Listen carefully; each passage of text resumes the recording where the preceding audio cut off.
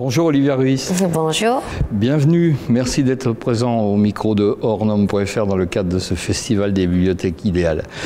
Vous venez pour un livre qui s'appelle La commode au tiroir de couleurs. Grande saga familiale, on peut le dire. Hein, avec des personnages flamboyants, avec des gens, quand on les a lus, quand on s'en a emparé, on y pense un peu longtemps quand même après, en se disant voilà. Ça me touche. Comment ? Ça me touche. Mais c'est vrai, c'est tout à fait vrai. Et donc, comment vous en êtes arrivé à cette idée d'écrire ce roman, vous qui chantez, bien entendu, on connaît votre activité de chanteuse, on connaît même pour ceux qui s'intéressent le plus à vous, le fameux ballet chanté que vous avez fait, Volver, Revenir en espagnol. On connaît vos origines espagnoles, bien entendu. Quand vous en êtes arrivé à décider d'écrire ce livre? J'ai pas vraiment décidé, c'est l'idée d'une amie qui est devenue mon agente, Olivia de Dieu-le-Veut, qui a relu une nouvelle que j'avais écrite il y a très longtemps, qui s'appelait La commode au tiroir de couleurs. On est loin de l'histoire que c'est devenu, mais ça a été pour elle l'occasion de me dire au boulot, cette nouvelle c'est ton roman, alors vas-y. Et effectivement, j'avais posé une première pierre avec Bolbert, j'en avais même posé d'autres avant dans mon propre répertoire. Cette idée de transmission me hante un petit peu, probablement parce que ma propre famille était très silencieuse quant à son propre exil. Donc voilà, ça semble être dans une suite logique des choses. J'ai la double nationalité espagnole que j'ai demandé assez tardivement. Ce retour vers les racines, ou plutôt cet appel des racines, me dépasse un petit peu. Il s'est imposé à moi et il s'impose encore avec la commode. Vous m'expliquiez que dans votre famille, ça a été le grand silence finalement. Et dès qu'avec votre grand-mère, par exemple, vos grands-parents, vous avez essayé d'aborder ce sujet, c'était très souvent et très vite des larmes. C'est une façon de clore le sujet rapidement? Bien sûr, c'est une façon de dire ça fait trop mal, arrête. Donc comment ne pas respecter une telle volonté malgré son envie de savoir? Alors du coup, vous n'avez pas recueilli de témoignages au sens propre du mot, au sens... Alors si, mais pas des miens. Oui, pas des vôtres, évidemment. Oui, mais j'ai recueilli des témoignages de plein de gens que je connais, de gens de mon village. J'ai lu énormément de témoignages, même s'il n'en existe que trop peu. Et puis les ouvrages de Lydie Salvert, de Serge Pey, de Carole Martinez, on nourrit cet imaginaire sur ce sujet-là, c'est sûr.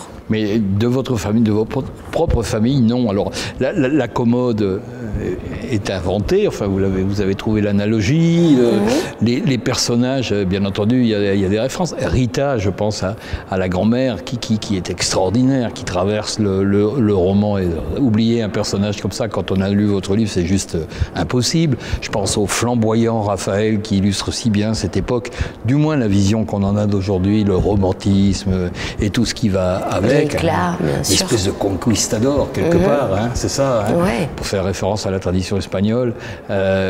Donc, tous ces personnages, vous les avez mis en place et vous vous êtes fabriqué cette histoire, presque de A à Z, en tout cas, pour restituer une époque. Qu'est-ce que ce roman dit de vous, dit de la jeune femme que vous êtes aujourd'hui, en 2020, en France? Vous êtes une guerrière comme Rita? Je suis probablement une guerrière comme Rita, sauf que, comme sa petite fille le dit, moi je suis née avec une cuillère en argent dans la bouche. En tout cas, je n'ai jamais manqué de rien. Donc, nous partageons quelques traits de nos personnalités avec Rita, sauf que je n'ai jamais eu besoin d'avoir recours à un tel courage que celui qu'est le sien. Dans le livre, Cali, la fille de Rita, elle dit « il faut assassiner le silence ».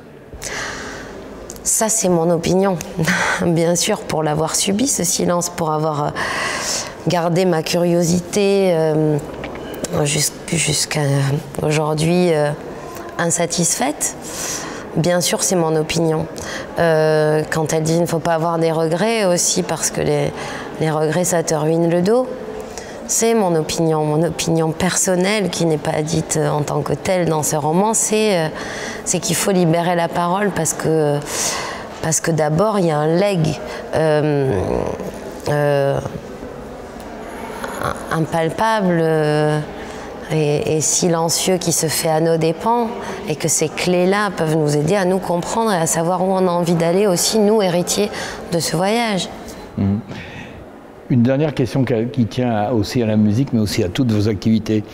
La guitare, qui est l'instrument flamboyant des Espagnols, par essence même l'instrument des Espagnols, une guitare à 6 cordes. Si je compte bien pour vous, on va dire un livre illustré, ensuite une activité de chanteuse, puis danseuse avec Volver, et maintenant romancière. On en est à 4 cordes. Alors il vous en manque 2. Oui, ou 12 suivant, peut-être avec les guitares western, mais enfin, en tout cas, il en manque 2. Oui, comédienne. Comédienne, oui, bien sûr. C'est l'apprentissage que j'ai eu, c'est juste. C'est celui-là. Et j'ai récemment encore fait un téléfilm qui est toujours en visionnage libre sur le site de France Télévisions, dans lequel j'incarne une flic à bout de nerfs. Et réalisatrice aussi. J'ai écrit 2 courts-métrages que j'ai réalisés. Effectivement, peut-être... Vous allez en ajouter encore des cordes, à mon avis. Quel est le prochain projet? On peut savoir sur quoi vous travaillez? Alors, une tournée qui s'appelle Bouche cousue au pluriel, qui est un petit spectacle, concert, voyage poétique qui se vit, je crois, très individuellement, avec des citations sur des sujets tels que le silence, la transmission, la quête identitaire, qui sont les sujets centraux de la commode aussi. Et puis j'ai recommencé à écrire un petit peu, donc pour un livre, pas pour des chansons. Pour un livre, donc. On verra. Vous nous promettez de venir à Strasbourg le présenter? Oh, alors là, c'est sûr. Si je suis sûre que c'est vous qui allez m'accueillir. Je vous en prie. Avec grand plaisir. Alors c'est vendu. Rendez-vous est pris. Allez. Toujours faut-il que je l'écrive, ce deuxième. Et là, je ne suis pas rendue. Non, mais on a tout le temps. Écrivez-le bien, prenez votre temps. Et c'est avec plaisir qu'on vous accueille. Merci beaucoup. Tellement de plaisir. Plaisir partagé. Merci à vous. Merci.